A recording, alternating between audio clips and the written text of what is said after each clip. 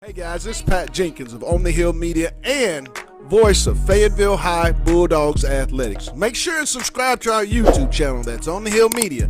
Make sure you hit the bell for all notifications. As we say, let's get it.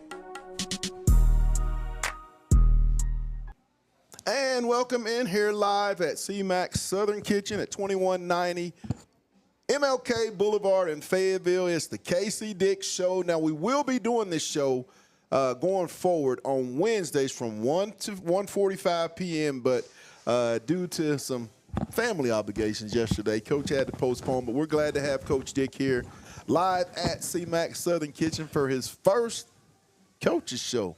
Welcome aboard, Coach. I appreciate you guys. Thanks for having us. 48-13, Coach, but I want to get into what led into that. You guys coming in off a state championship, 13-0 season. I mean, what's been the biggest message or the biggest, obstacle for this team leading, going into week 2? I think from the very beginning of everything, the number one thing that each team has to do separately from where you were last year was you got to create an identity of the guys that you're going to be around with every day.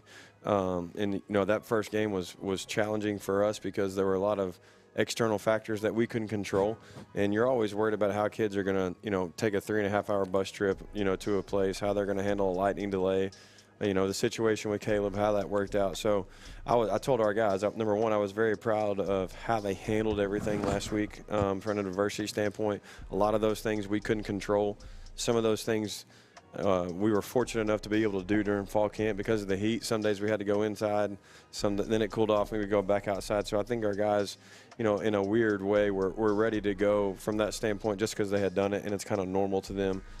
So like I said, very, very, very proud of the effort that they had, last week. But to go back to your question, I just think the biggest thing is just creating identity. That there was lots of talk about what we did last year and and everything, and that was great. But last year's last year, this year's this year, and they know that they're their own team, their own group, and they've got to go out and set goals and standards and all those things for their group and go be special because that group last year was done. New faces at running back, as you mentioned. Those seniors have moved on. Christian Battle is going to be a name that we're going to be talking about.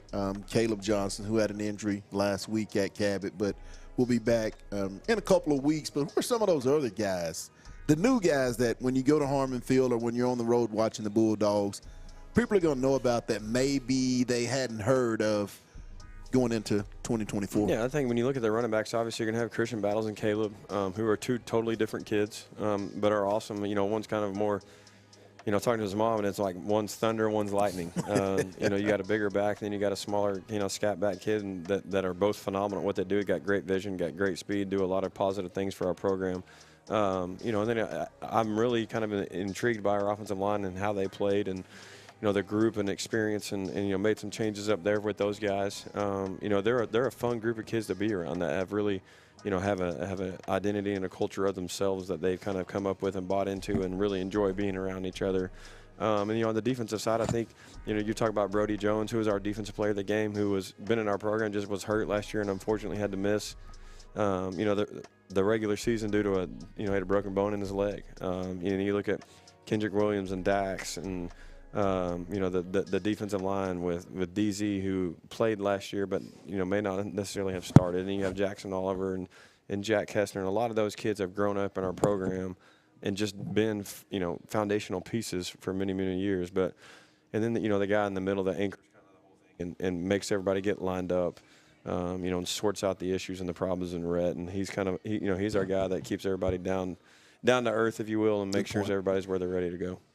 Talk about the stalwart on offense, Jason Delamar. A guy comes in, the state's leading receiver after his junior year, and all he did last Friday night was still show why he is one of the top receivers. Where have you seen Jason grow in his game at receiver, Coach, from his sophomore, junior, now heading into his senior year? Well, I think the biggest thing just from his sophomore year to now is he's just kind of grew up. I think that's the proper term to use. And from sophomore to junior year, last year when we played Conway, he made a big play over the middle, took a hit.